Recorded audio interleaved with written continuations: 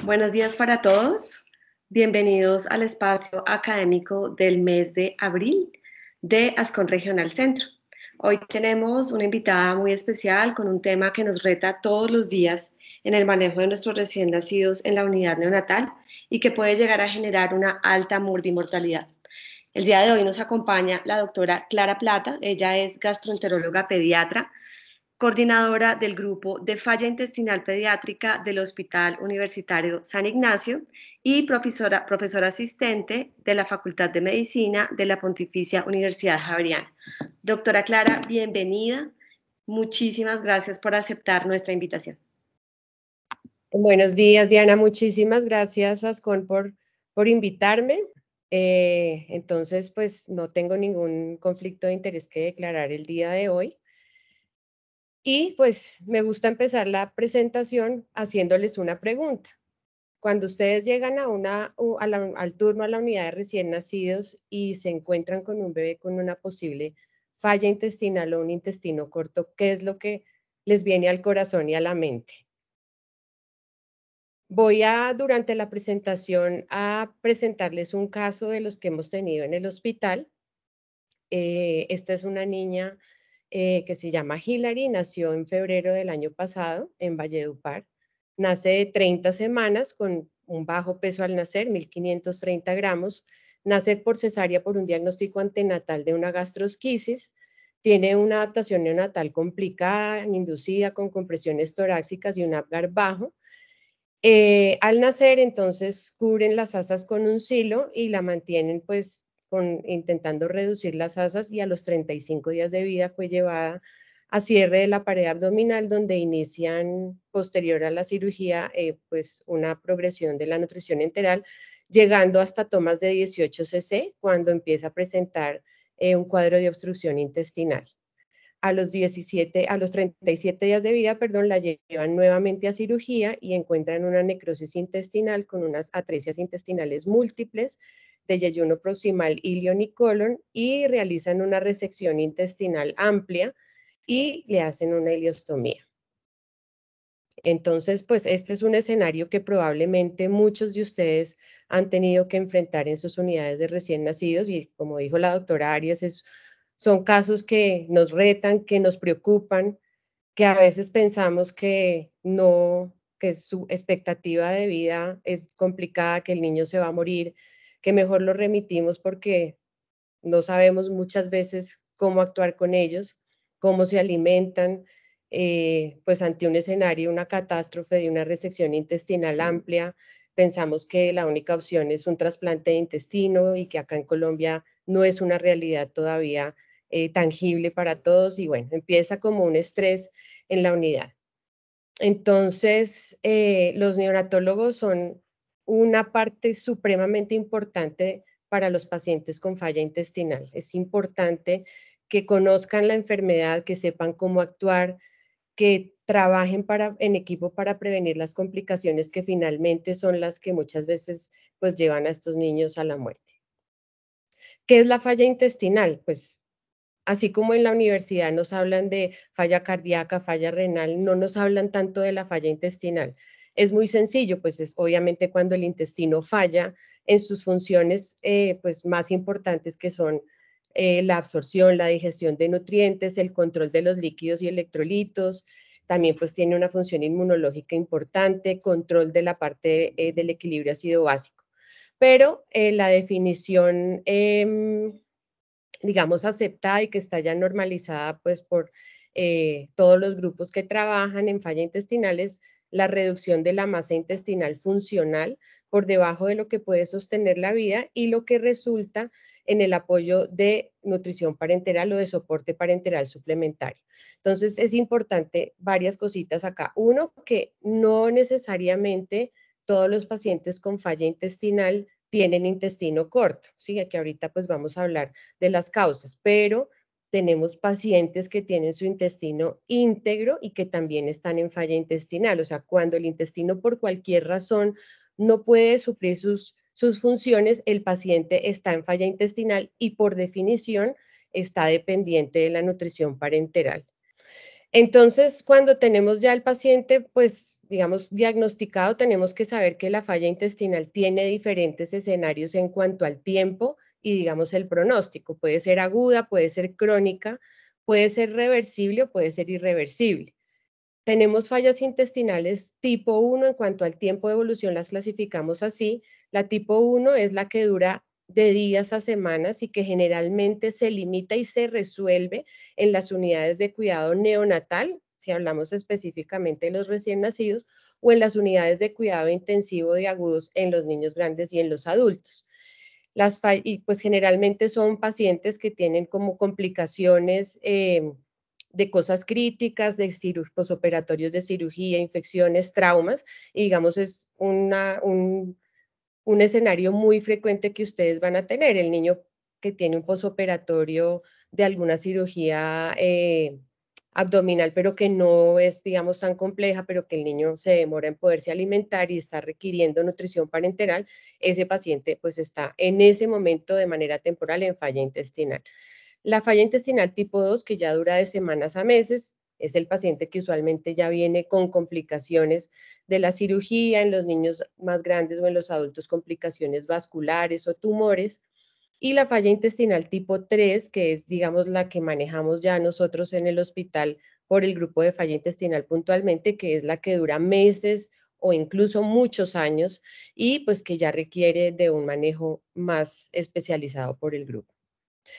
Antes, digamos, del 2022 que sale esta publicación del JPEN, había mucha divergencia en cuando un paciente ya estaba como en una falla intestinal crónica y digamos que en esa publicación se normalizan los términos y las definiciones para que todos hablemos el mismo idioma y se dice pues que ya cuando un paciente requiere mínimo 60 días de nutrición parenteral en un intervalo de 74 días consecutivos, ya consideramos que ese paciente tiene una falla intestinal tipo 3.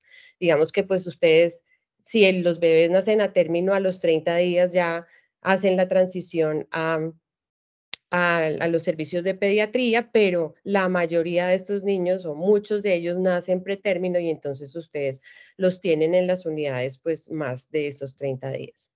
Entonces, ¿qué es lo que nos debemos poner de meta cuando tenemos un niño con falla intestinal? Pues lo primero es lograr que sobreviva, que no se muera porque tenemos todavía en Colombia una mortalidad alta con esta enfermedad.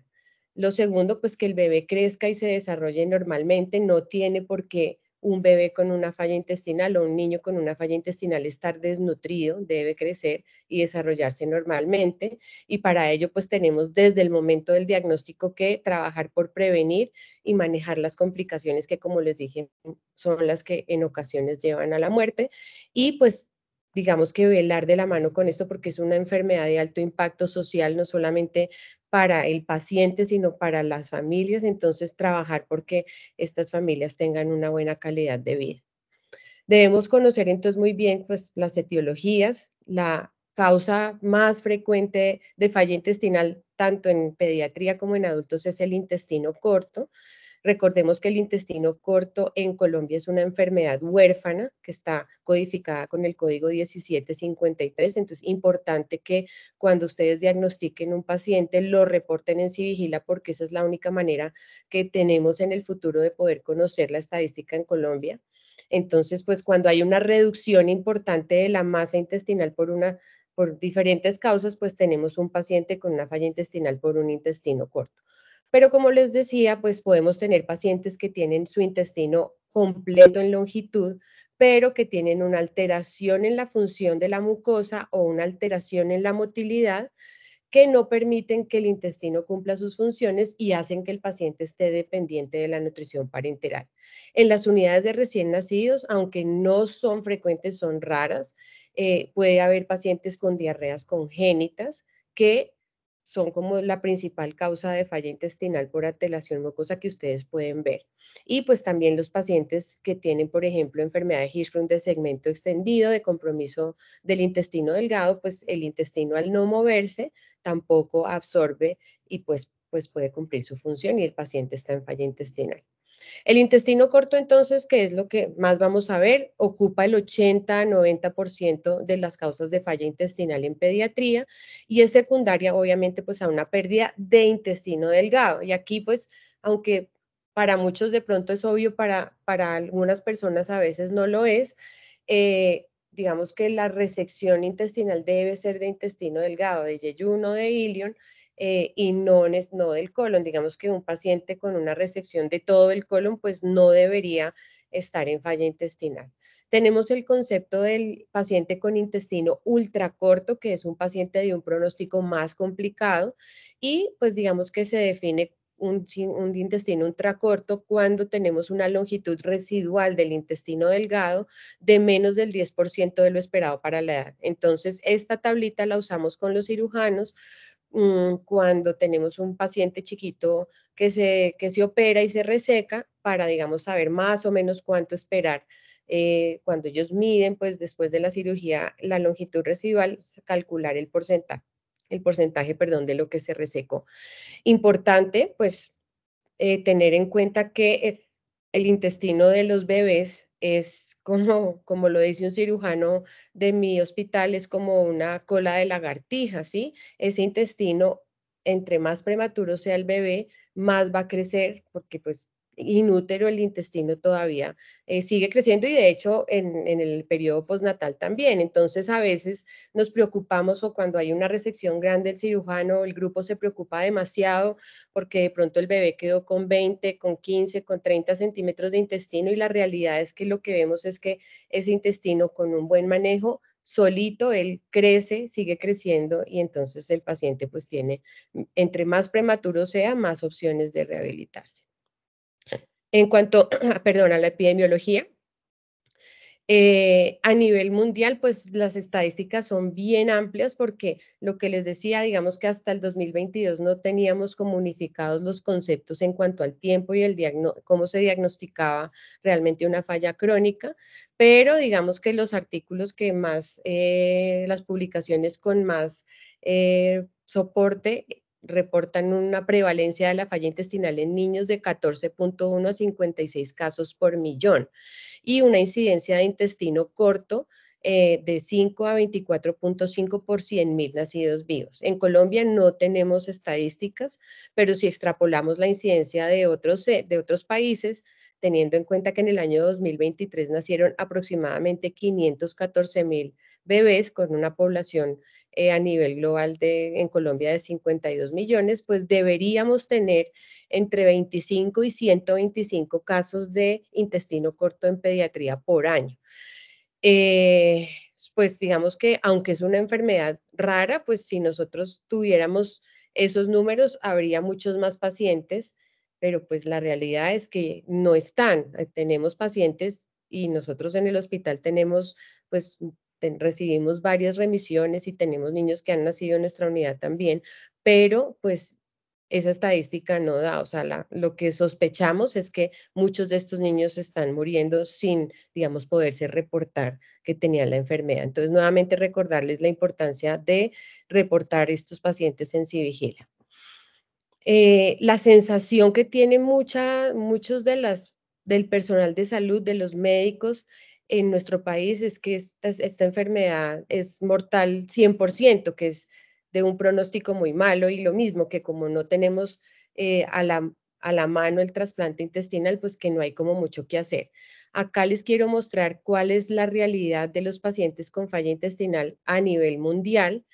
Esta es una publicación, la última que hay de, digamos, de corte grande de niños con falla intestinal, donde se hizo un seguimiento de pacientes con falla intestinal de diferentes causas a 72 meses, más de 5 años, cuando empezó, y eran centros de rehabilitación intestinal, 6 de los cuales 5 tenían trasplante y estaban ubicados en Estados Unidos, Europa y Australia.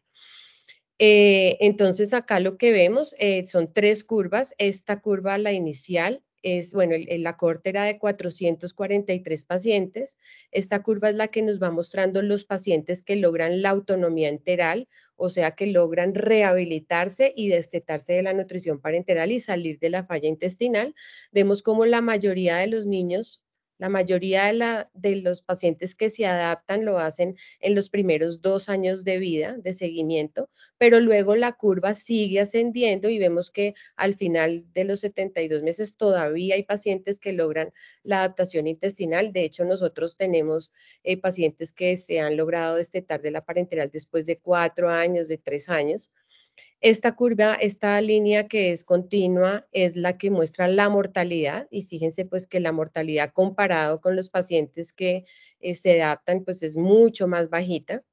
Y la mortalidad obviamente sí es también una curva que va aumentando en la medida que pasa el tiempo, que el paciente depende de la nutrición parenteral, pues la mortalidad, las complicaciones y todo aumentan, pero pues acá se mantiene un poco, ya un poco estable. Y la curva, esta línea que es punteada larguita, son los pacientes que han ido a trasplante, ¿sí? Entonces lo mismo, van aumentando en el tiempo los pacientes que requieren trasplante, pues porque a mayor tiempo de que no se logre la adaptación, pues digamos que las probabilidades de complicaciones son mayores. Al final del seguimiento, a los 72 meses, el 53% de la corte de 443 había logrado la autonomía enteral y estaba fuera de la nutrición parenteral.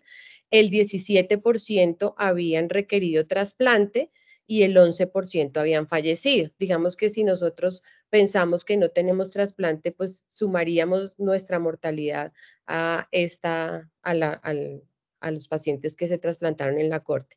Y a los 72 meses de seguimiento, esto significa que aún casi el 20%, que eran 84 pacientes de los 443, después de 5 años, seguían todavía en rehabilitación con nutrición parenteral. Eso pues para que tengamos como la mente abierta de que los pacientes sí pueden sobrevivir y pueden sobrevivir muchísimos años y no necesariamente pues tienen que fallecer. Ustedes tienen entonces que, ya sabiendo pues cómo es la situación, entonces identificar el bebé que tiene riesgo de falla intestinal e inmediatamente pues empezar a actuar. En las unidades de recién nacidos, entonces, ¿quiénes pueden presentar o enfrentarse a una falla intestinal? Cualquier bebé que tenga una malformación a nivel gastrointestinal, cualquier bebé que se ha llevado a una resección de intestino delgado, bebés que tengan requerimiento de ostomías o que cursen con fístulas enterocutáneas o enteroatmosféricas, pacientes con diarreas persistentes que cursen con síndrome de malabsorción, pacientes con ilios prolongados o pacientes con trastornos de la motilidad. ¿Qué pasó entonces con Hillary? En abril, recuerden que había nacido en febrero, en abril del 2023 a los 45 días de vida, fue remitida a nuestro hospital. Cuando llegó, no teníamos en las descripciones de la historia clara cuál era la anatomía residual de ella, estaba sin vía oral, entonces siempre lo que hacemos cuando nos llega un paciente pues es tratar de aclarar esa anatomía. Por eso muy importante que ustedes trabajen con sus cirujanos cuando vayan a llevar un paciente a cirugía para nosotros y pues digamos para uno saber cómo enfrentar y cómo manejar el paciente. Es importantísimo que nos describan muy bien o sea, la resección que se hizo, ojalá que midan el intestino antes de cerrar el paciente y lo dejen reportado en la historia, si tiene colon o si no tiene colon, cuánto le quedó, porque eso es lo que muchas veces nos ayuda a tomar las decisiones. Lo que hicimos entonces fue, pues siempre hacemos imágenes contrastadas, no necesitamos imágenes como muy especiales, simplemente con un tránsito intestinal y un colon por enema. Ahí tengamos que tener la precaución siempre en estos niños que lo hagan con medio hidrosoluble y no con bario. Y pues estas eran las imágenes de ella cuando llegó, el tránsito intestinal que, pues, que se veía realmente el estómago y un pedacito muy cortico del duodeno y pues ya ahí a esa altura, casi que terminando el duodeno, estaba la ostomía y el colon por enema, pues lo que mostraba era un colon que se veía un poco hipoplásico y parecía que pasando ahí la anastomosis del colon tenía un remanente de asas delgadas que estaba en ese momento desfuncionalizado. Y pues digamos que hacemos pues todo el estudio del perfil metabólico y hepático y pues lo que llamaba la atención con ella pues es que obviamente con su historia no había podido alimentarse ya en muchos días, pues estaba con una hepatitis colestásica como muchos de los pacientes que ustedes probablemente han manejado. Desde ese momento, entonces, ya está diagnosticado el paciente, tenemos como aterrizado a qué nos estamos enfrentando y entonces desde ese momento debemos empezar el proceso de rehabilitación intestinal, ¿sí? El intestino, pues, es un órgano supremamente inteligente y desde el momento de una resección o de una injuria, él solito empieza un proceso de adaptación que lo que quiere hacer es como compensar la función del intestino que se pierde para, pues, para tratar de lograr suplir las funciones con el intestino que nos queda. Ese proceso de compensación implica que hay unos cambios a nivel celular, donde las criptas y las vellosidades empiezan a tener un aumento en la altura y la profundidad, y eso digamos que hay varios estudios donde muestran biopsias de los pacientes que han sido llevados a una resección intestinal, les hacen biopsias como seriadas de la mucosa y ahí se ve cómo empieza a hipertrofiarse esas células del intestino para tratar de hacer, digamos, contrapeso a la masa intestinal que se resecó y aumentar la superficie de absorción y pues lograr la adaptación.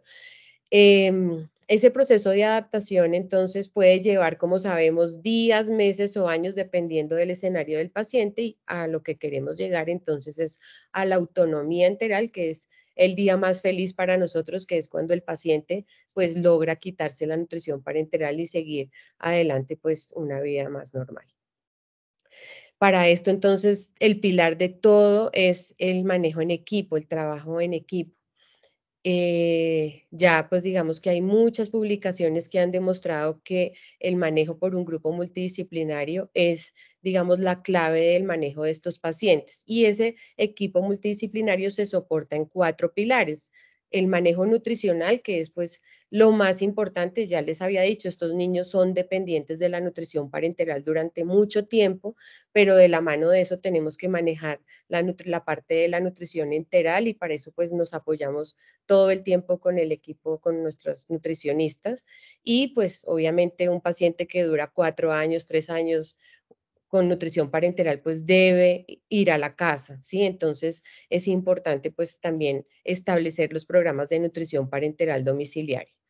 La cirugía, pues, es el otro de los pilares que nos ayuda a llevar a estos niños a la autonomía enteral, con las cirugías de reconstrucción autóloga, alargamiento intestinal, bueno, cirugías que ustedes probablemente ya también conocen y han tenido oportunidad con sus cirujanos de ver. Eh, digamos que en Colombia de 2 años para acá tenemos también la posibilidad de usar enterohormonas que es un medicamento que ayuda a este proceso de que el intestino aumente su superficie de absorción y digamos que con el advenimiento de las enterohormonas, específicamente el teduglutide, hay un porcentaje de pacientes que logra la adaptación intestinal después de muchos meses o años ya de haber estado dependiente de la nutrición parenteral. Este tema, pues digamos que por ahora no les atañe a ustedes porque la indicación del medicamento es después del año de edad. Y pues ya digamos que el trasplante es para los pacientes que definitivamente o tienen muchas complicaciones o una enfermedad, por ejemplo, algunas de las enteropatías congénitas que pues son pacientes que tienen pérdidas de líquidos muy aumentadas y pues que no se van a lograr rehabilitar, pues serían los candidatos a trasplante. En Colombia, pues aún, como les decía, no tenemos un programa de trasplante fuerte, pero pues ya hay, digamos, pinitos de pacientes que se han trasplantado en Medellín y Cali. El equipo entonces multidisciplinario, pues es el que conforma la unidad de rehabilitación intestinal, incluye pues obviamente todas las especialidades médicas que necesitan estos niños, el cirujano, el gastroenterólogo, el neonatólogo, el infectólogo, eh, el radiólogo que nos ayuda con los accesos vasculares, enfermería es súper importante, trabajo social y pues toda la parte del apoyo de terapias porque estos niños necesitan una rehabilitación con terapia desde el mismo momento en que se diagnostica. ¿Qué han mostrado? ¿Qué es lo que ha mostrado en los estudios que digamos, cuáles los desenlaces de los pacientes que se manejan en una unidad de rehabilitación intestinal? Tienen mejores resultados posquirúrgicos, menos infecciones, menos mortalidad, menos falla hepática, mejores tasas de adaptación intestinal y menos necesidad de trasplante. Em, Este artículo, pues al que lo quiera revisar, es un artículo publicado por el grupo de Baylor College en Estados Unidos. Es, digamos, en esa unidad de recién nacidos crearon un modelo de un grupo de rehabilitación intestinal en la unidad de cuidados intensivos. Básicamente lo que hacen es pasan una revista semanal donde los médicos de la unidad identifican los pacientes posibles que puedan estar presentando una falla intestinal, no necesariamente una falla intestinal crónica, ¿sí? También, digamos, se evalúan, identifican y tratan los pacientes que tienen fallas intestinales agudas, porque esos niños de todas maneras inicialmente se manejan igual y pueden tener las mismas complicaciones y los mismos riesgos que un paciente pues, con una falla intestinal tipo 3. Y lo que hacen es evaluarlos y en conjunto pues poner como el plan de manejo y el seguimiento. Y lo que, digamos que lo que publican ellos es que en un periodo de 6 años evaluaron 164 pacientes, de los cuales tenían una gestacional media al nacer de 35 semanas, tuvieron una mortalidad del 7%, fíjense que no es tan alta, y de esos pacientes el 89% se rehabilitaron dentro de la unidad de recién nacidos, se rehabilitaron.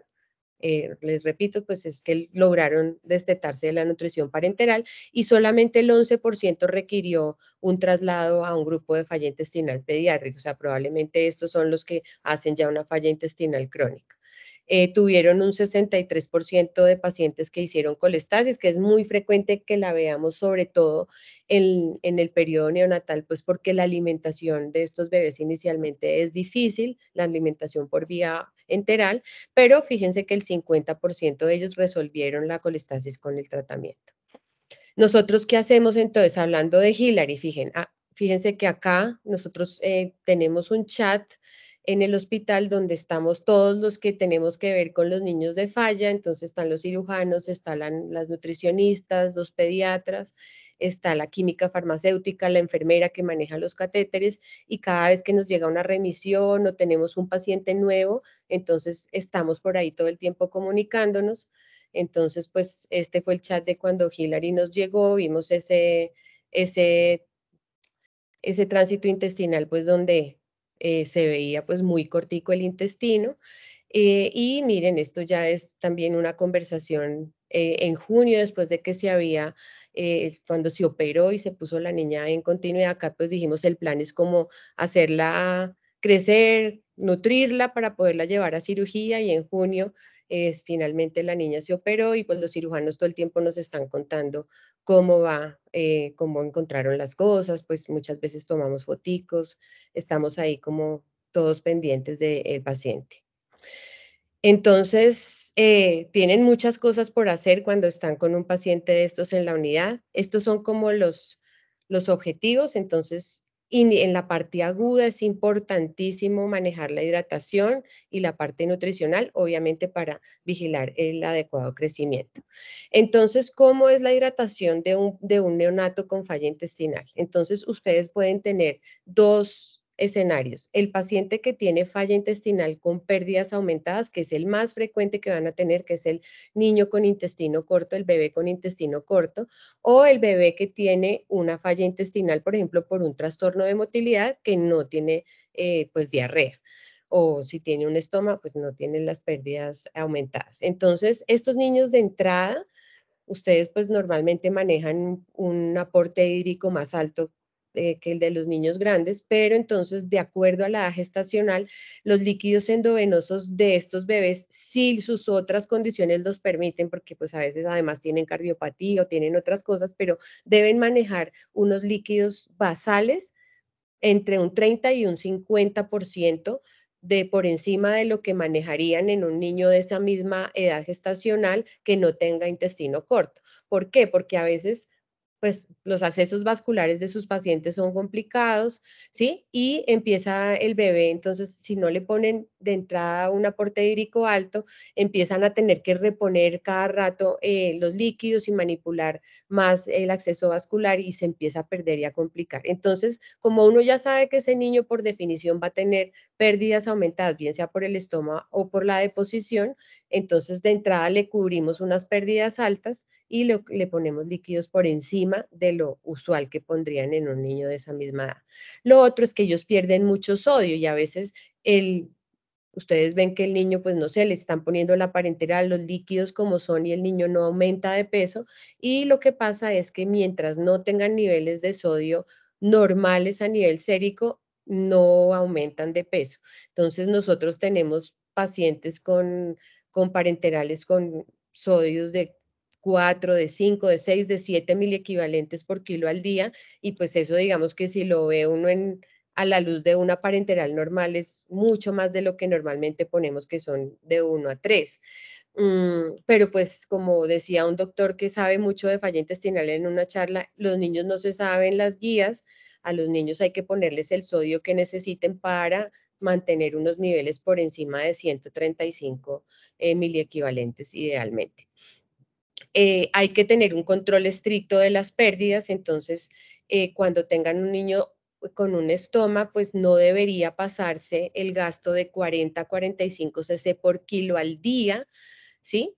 ¿Esto por qué? Porque a veces el niño come y no se distiende ni vomita, entonces uno se emociona y le sube a la comida, pero resulta que cuando uno cuantifica las pérdidas están súper aumentadas y entonces eso no permite que el paciente esté compensado. Entonces, si ustedes ponen unos líquidos entre 130 y 150% por encima de los basales, van a estar cubriendo un gasto fecal o un gasto por estoma de entre 40 y 45 cc por kilo al día.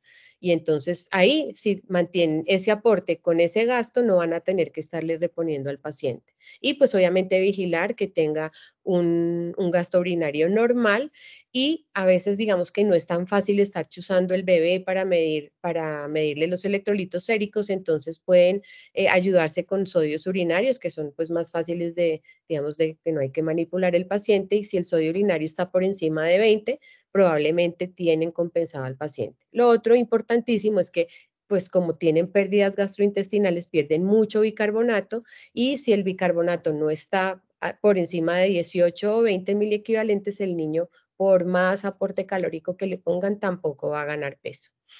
Cuando tenemos el niño con falla intestinal que no tiene intestino corto ni pérdidas aumentadas, pues sí se manejan los líquidos basales, aporte de sodio normal y ya empieza uno es a manejar otras cosas dependiendo de la causa de la falla intestinal, como los proquinéticos, para tratar de que ese intestino pues arranque. La nutrición parenteral, pues ya les dije, es el pilar del sostén de estos pacientes. Son dependientes su vida de la nutrición parenteral y es el eje del tratamiento. Entonces, ustedes manejan muchos recién nacidos con nutrición parenteral en las unidades, pero digamos que al niño con falla intestinal o intestino corto hay que cambiar el chip.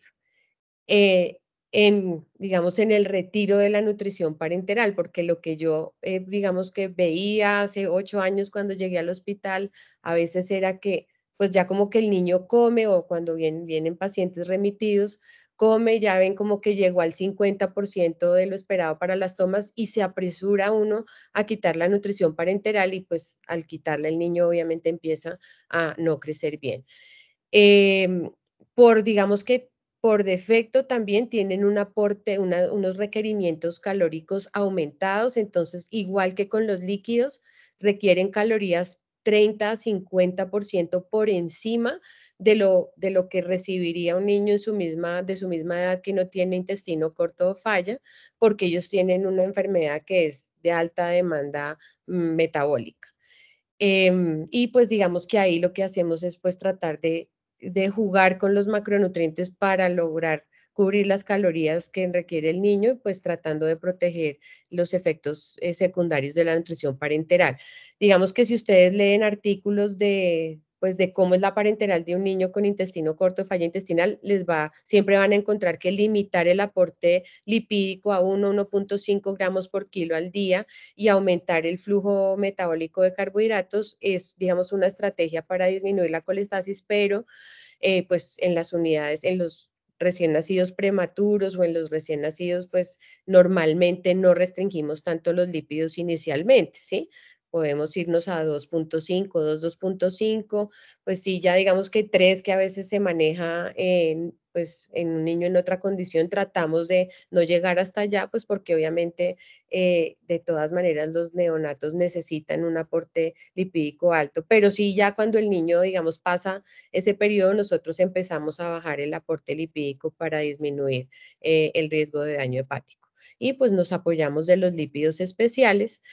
En cuanto al, digamos, a este manejo de los lípidos, el año pasado las clínicas de perinatología sacaron este artículo que también es bien interesante porque hay mucha, había, pues o hay todavía mucha controversia, por ejemplo, con el uso de los lípidos de pescado en los recién nacidos pues porque estos lípidos de pescado son, digamos, al no tener lípidos de soya, pues podrían generar una deficiencia de ácidos grasos esenciales.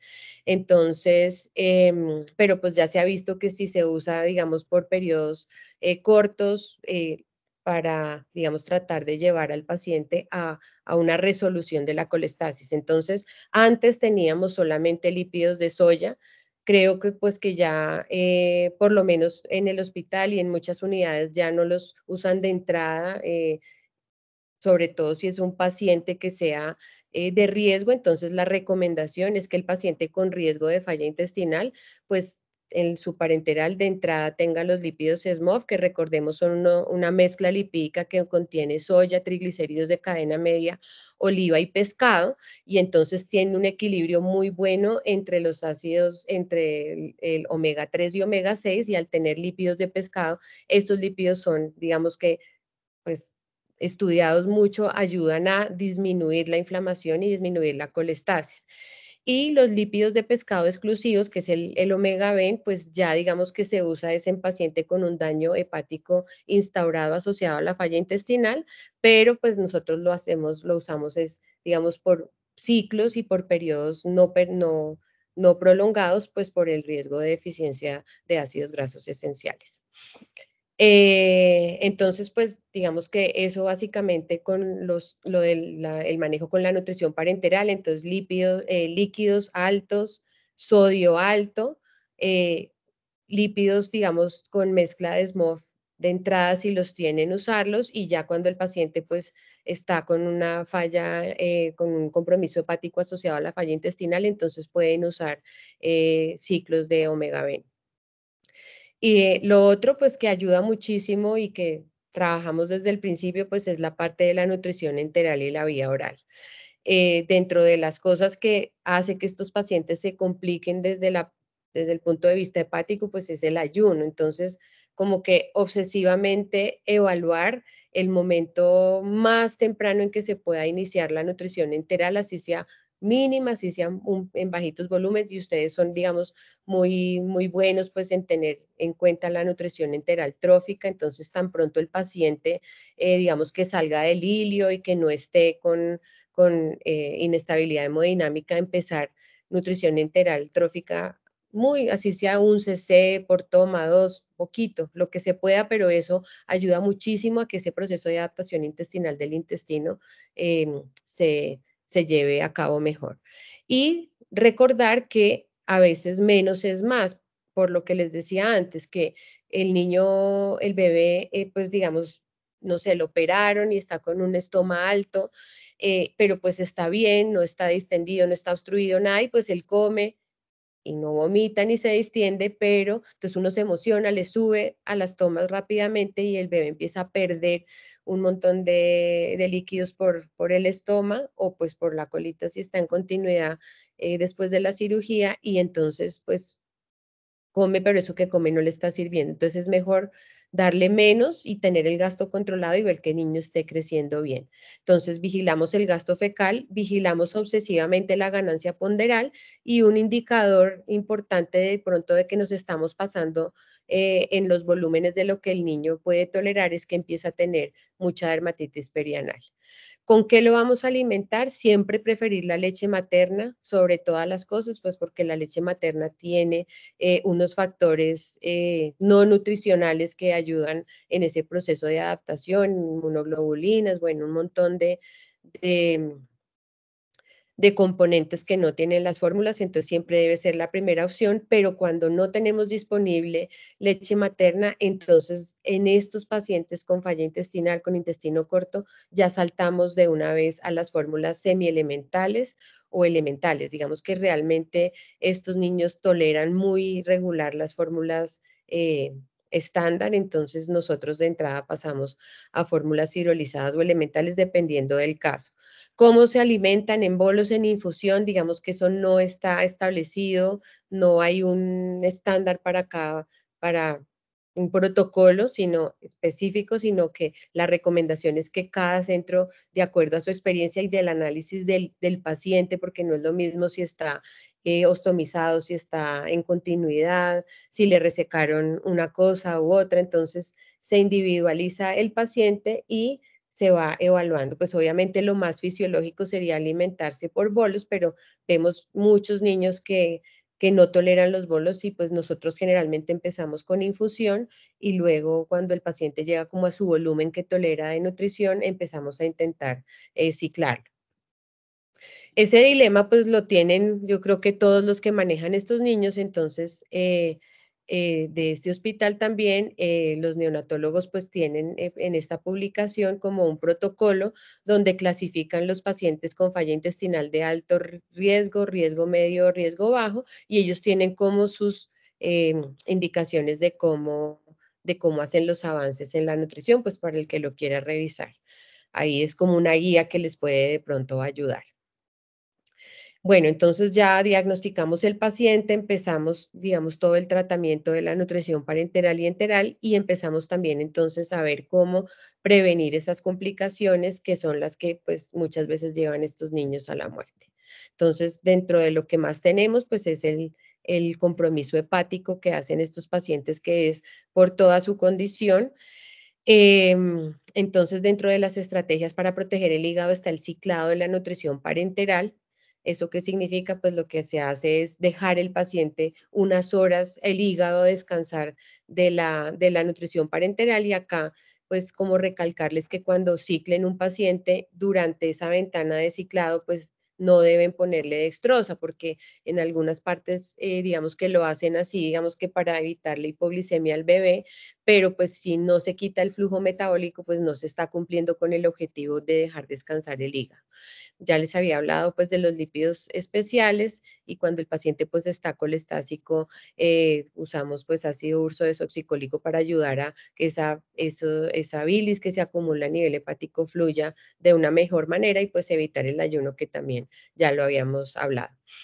Eh, las infecciones de estos pacientes, muchas veces la sepsis que ustedes ven que hacen, son por traslocación bacteriana muchas veces del intestino, pues que es un intestino permeable y enfermo, y entonces ahí empieza a jugar un papel muy importante el sobrecrecimiento bacteriano, que pues es una condición que tienen con muchísima frecuencia estos niños, especialmente los que tienen anastomosado su intestino delgado al colon remanente y que no tienen válvula ileocecal, o los pacientes como tenemos, por ejemplo, muchos de gastrosquisis o de atresia intestinal que tienen un intestino congénitamente dilatado, esa dilatación hace que haya pues una proliferación bacteriana y que la translocación sea más frecuente. Entonces, cuando identificamos un paciente que ya nos hizo clínica de sobrecrecimiento o que tiene mucho riesgo, lo que hacemos es ponerle ciclos de antibiótico por vía oral con rifaximina o metronidazol para disminuir ese riesgo de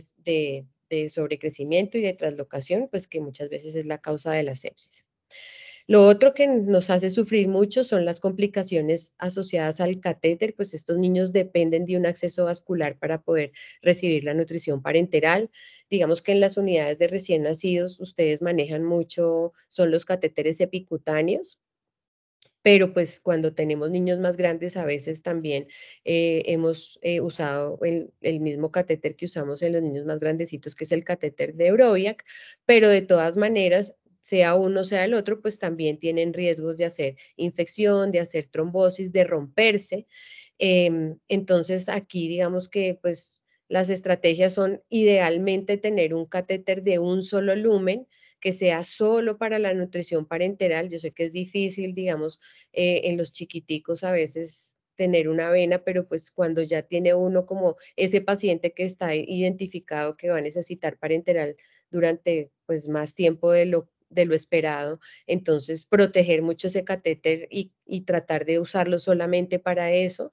Y pues lo mismo, tener protocolos institucionales del cuidado específico de esos catéteres y pues ya en los niños que logramos ponerles el catéter tunelizado de Brovia, que es el que usamos en los niños grandes, entonces se instauran los sellos profilácticos de etanol o los sellos terapéuticos con antibiótico, pero pues eso digamos que es algo que no es tan frecuente que lo vean en las unidades de recién nacido. Y pues en estos niños, ustedes pues no, con neonatos no hay problema porque cualquier neonato que haga fiebre tempranamente se inician antibióticos de amplio espectro, pero pues tener en cuenta que estos niños deben cubrirse cuando es por el acceso vascular, pues para gram positivos y para gram negativos con antibióticos de amplio espectro.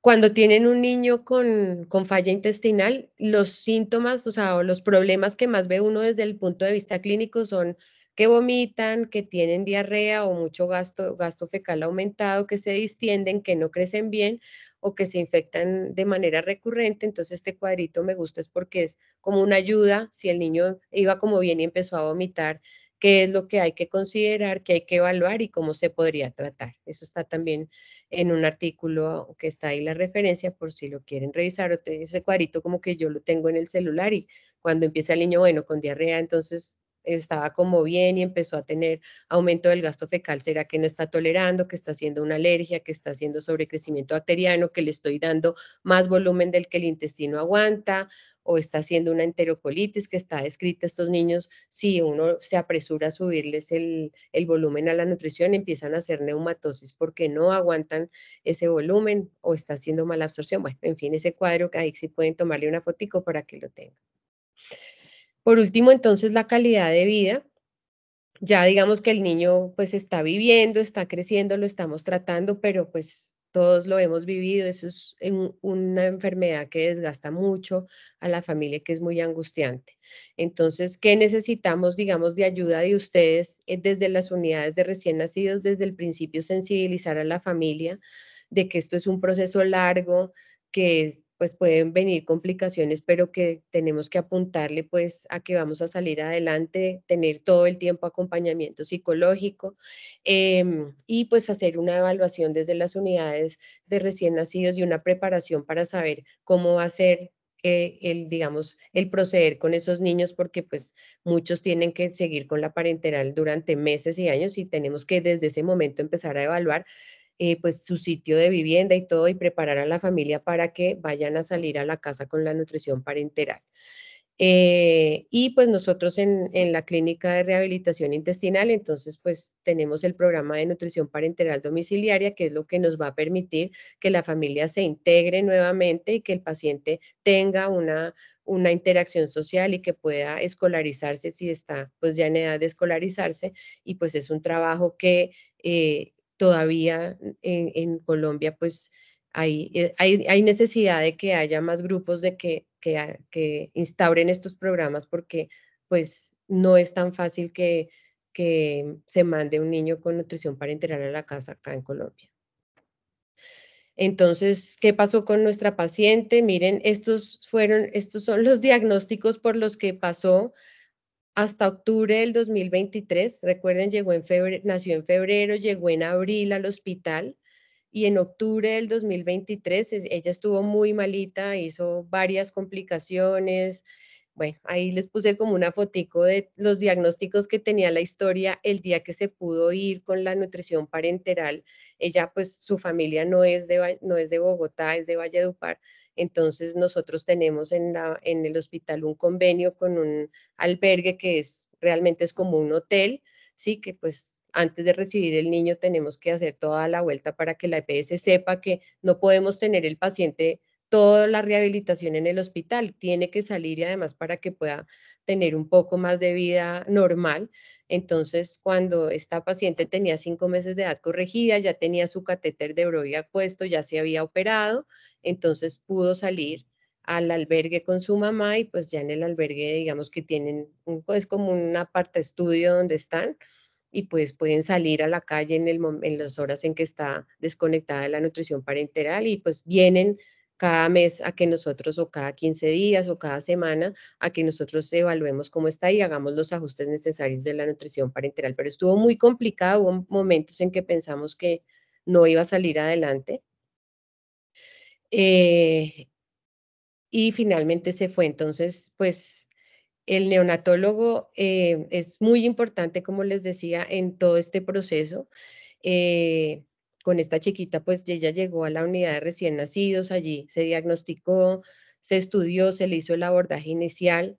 Los neonatólogos, pues son los médicos tratantes en ese momento, son los que primero responden o la unidad, no solamente el neonatólogo, sino todo el grupo de neonatos son los que responden, los que manejan las complicaciones, los que hacen el enlace y el engranaje con nosotros y con las demás especialidades y son los que definen realmente, pues, cuando es pertinente ya considerar remitir este paciente a una unidad de rehabilitación intestinal. Pues, es una fotico con algunas de las personas que trabajan en la unidad del hospital y, pues, que todo el tiempo nos están ayudando con estos pacientes y dedicándoles todo el tiempo y la vida. Voy a mostrarles rápidamente, pues, cuál es como la realidad de nuestros pacientes en la unidad de falla intestinal del Hospital San Ignacio para que tengan una idea, pues, digamos, comparándolo con lo que les mostré del artículo de los seis centros a nivel mundial. Nosotros hemos tenido una cohorte en total desde el 2016 que se empezó a 2024, 53 pacientes. La mayoría de ellos han ingresado remitidos. Dos de ellos increíblemente llegaron por consulta externa y 11 han sido nacidos en el hospital. Estos son, digamos, el número de pacientes que nos han ingresado al programa por año. El año pasado fue el año que más pacientes recibimos, que fueron 14. Aquí en el 2024, no, pues ya tenemos 3. Acá me faltan porque en el último mes ingresaron 2 pacientes nuevos. Y en cuanto al sexo, pues tenemos una predominancia leve, son casi igual hombres y mujeres. En cuanto a la etiología, entonces, fíjense que, pues, igual que lo reportaba a nivel mundial, el 73% de nuestras fallas intestinales son por intestino corto, el 12% por trastorno de motilidad y solamente el 3% por trastorno mucoso o enteropatía congénita, que son pues realmente las de peor pronóstico. En cuanto a la etiología del intestino corto, entonces tenemos 35% de pacientes con intestino corto por enterocolitis, 20% por atresia intestinal, 28% por gastrosquisis y la gastrosquisis es una patología que ha venido en aumento. Yo la verdad no sé muy bien por qué, pero los últimos pacientes con intestino corto todos han sido por gastrosquisis y ya pues un porcentaje menor de otras causas, atresia intestinal 3B, que es atresia en cáscara de manzana, onfalocele, complicaciones posoperatorias, complicaciones quirúrgicas y vólvulo. Esto es todo el grupo, no son solamente neonatos, aquí hay pacientes también grandes que han terminado con falla intestinal. En cuanto a la sobrevida, entonces de todo el grupo tenemos 45 pacientes vivos, una sobrevida del 84.9% y tenemos 8 pacientes fallecidos, una mortalidad del 15%, que es, digamos, similar a la reportada en otros sitios. Tenemos hasta el momento 67%, o sea, 36 de esos 53 pacientes ya están rehabilitados en su casa sin nutrición parenteral. Tenemos 8 pacientes fallecidos y tenemos en este momento 9 pacientes en rehabilitación activa con nutrición parenteral. De los 9 pacientes que tenemos en rehabilitación, 8 están en su casa y 1 está hospitalizado. Entonces, pues en la unidad de recién nacidos ustedes tienen mucho por hacer con estos niños. Estos pacientes realmente tienen un 85% de probabilidades de sobrevivir y de crecer adecuadamente. Tienen ustedes que, pues, desde el principio ayudar, eh, trabajar en equipo con los cirujanos y todo para aclarar la causa y la anatomía que tiene el paciente y así de esa misma manera poder trabajarle. Tienen que trabajar por alimentarlo lo más pronto posible, pero cuidando mucho lo que el paciente les tolere.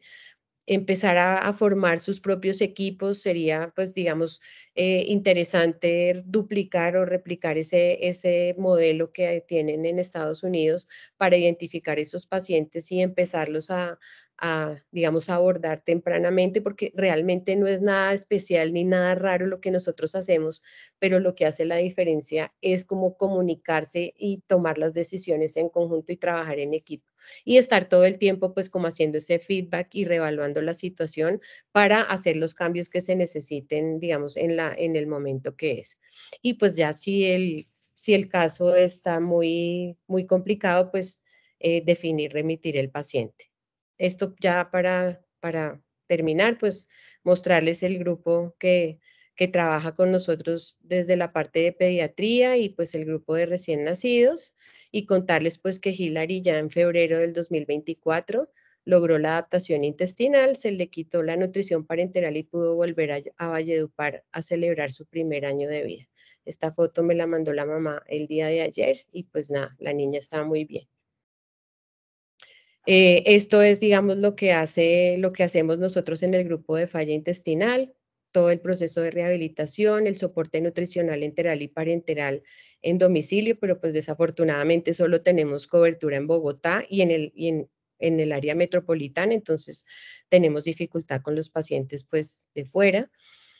Tenemos el grupo de cirujanos, pues excelente, que has tenido muchas cirugías exitosas de reconstrucción autóloga. Ya tenemos pues nuestro protocolo de colocación, cuidado de los catéteres de larga permanencia y pues recibimos remisiones de otras instituciones y de diferentes ciudades y también pues a los que necesiten juntas médicas de apoyo interinstitucional para casos externos también podemos ofrecerles pues esa ayuda.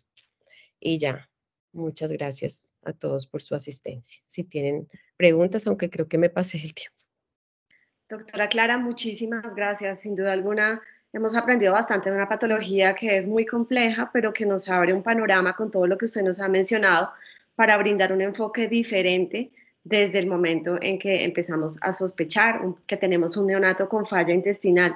Lo que usted nos mencionaba, el reporte y la notificación es clave, no solo como malformación congénita cuando se asocia o es derivada de esa patología, sino también cuando ya hablamos que es una enfermedad huérfana como todo el abordaje integral que incluye la familia, ¿no? La familia requiere un abordaje social, económico, psicológico, que es muy importante y que pues la felicito, doctora, porque el grupo que tienen es maravilloso, súper integral y que tiene unos muy buenos resultados. Realmente que nos comente que de esos pacientes que son alrededor de 50 que han tratado en estos 8 años, que tengan una sobrevida mayor al 80% nos cambia y de pronto nos puede romper paradigmas, como usted mencionaba al inicio de la charla, y que más del 60% estén rehabilitados, como el caso de Hilary, pues es maravilloso.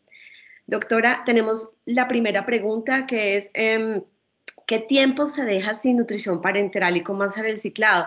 Me imagino que está en relación cuando tenemos hepatitis colestásica.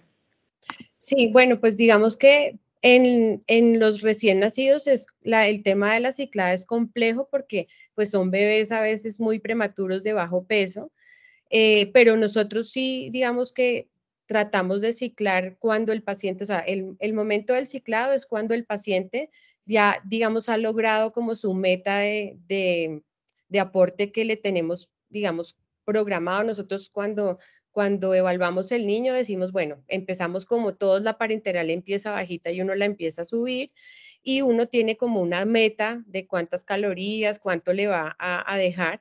Cuando el paciente está estable y tiene esa meta calórica, y pues digamos que normalmente no ciclamos niños de menos de 2.500 gramos, pero cuando ya llegan a ese peso y están estables, empezamos a ciclar la nutrición al menos inicialmente 2 horas y en los recién nacidos no ciclamos más de 4 horas. ¿Cómo lo hacemos? Pues digamos que antes, y ustedes, pues eso, digamos que en esto no hay tanta evidencia, mucho es experiencia, ¿sí? Hay unos sitios donde dicen que pues no se puede, digamos, apagar la parenteral de un momento para otro, sino que toca hacer como una escalera, ir descendiendo y luego cuando se conecta ir subiendo. Y así lo hacíamos inicialmente, pero entonces se manipulaba mucho la bomba y pues realmente se perdía tiempo porque mientras uno hace la escalera y logra realmente cortar la parenteral, en una ventana tan cortica no se veía el beneficio. Entonces nosotros ahorita estamos pues nada, apagando la nutrición y pues en los niños, en los bebés que tienen un epicutáneo en ese momento, les ponemos una permeabilidad con solución salina, pero nunca en los recién nacidos 2 horas y máximo 4 horas, y pues que el bebé no esté en una condición crítica, si está infectado, si está, digamos, con otras condiciones, pues obviamente si uno lo cicla va a empezar a tener hipoglicemias. Gracias, doctora. También nos envían, ¿cuál debería ser la velocidad de crecimiento ideal de estos pacientes? Pues idealmente deben crecer pues dependiendo de las curvas que ustedes usen, Fenton o la OMS, nos deben estar dentro del percentil, dentro de la -1 y una desviación estándar. Idealmente deben tener talla y peso adecuados para su edad gestacional. Gracias, doctora. Con la implementación del grupo multidisciplinario y con la experiencia que han tenido a lo largo de estos 8 años, ¿cuál ha sido el reto más complejo, más difícil que han tenido que abordar? No, pues no, en este momento que pueda decir el más complejo, hemos tenido pues pacientes muy, digamos, con anatomías muy adversas, o niños que llegan, que cuando llegan ya están demasiado complicados y pues digamos que cada vez que pues la situación más adversa para nosotros pues es perder un paciente, pero digamos que lograr engranarnos y cada cosa que se ha logrado, digamos, los logros grandes de nosotros han sido los protocolos de catéter, la nutrición parenteral en casa, digamos que trabajar también en la educación, en cambiar como ese chip de que esos niños no se tienen que morir, pues digamos que yo les muestro todo ahí, parece todo súper lindo, todos, pero ha sido un camino difícil también de educación de todos, de que todos aprendamos pues en este tiempo, pero pues ha sido muy satisfactorio y pues importante como que otros grupos también arranquen, pero pues lo más duro para mí es siempre pues cuando perdemos un niño. Y pues difícil también cuando tenemos remisiones de otras ciudades y que no las podemos recibir porque no tienen soporte en Bogotá y ya sabemos que es un niño de pronto que va a estar mucho tiempo. Tenemos el albergue, pero pues digamos que a veces no se puede